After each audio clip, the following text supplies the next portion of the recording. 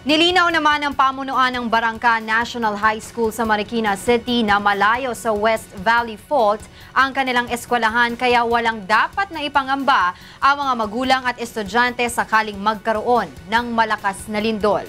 Ito ang balita ni Joan Nano. Isang Barangka National High School sa mga eskwelahan na tinukoy ng Philippine Volcanology and Seismology of PHIVOLCS noong nakaraang taon na nasa ibabaw ng West Valley Fault. Nangangahulugan ito na sakali mang tumama ang 7.2 magnitude na lindol o the big one sa bansa. Malaki ang posibilidad na gumuho ang mga establishmento na malapit sa fault line.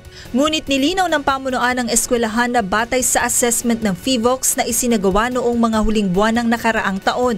Napag-alamang hindi direktang nakatayo sa ibabaw ng fault line ang kanilang school building.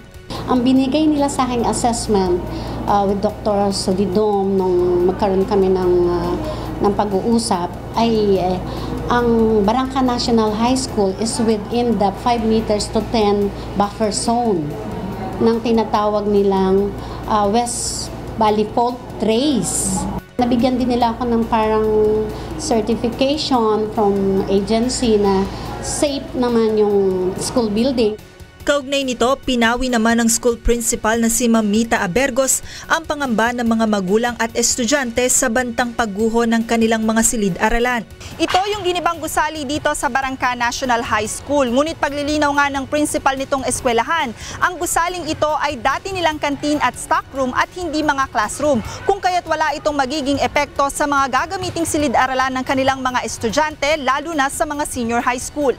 Na hindi ko naman siya ginagamit na instructional room para magkaroon kami ng space for activities and for emergency cases, evacuation space, and for my earthquake drill, fire drill, whatever drill na kailangang ihanda ng paaralan.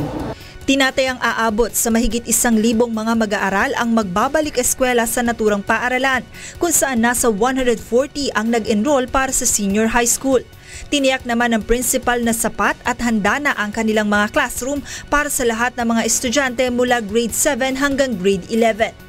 Joan Nano, UNTV News Worldwide.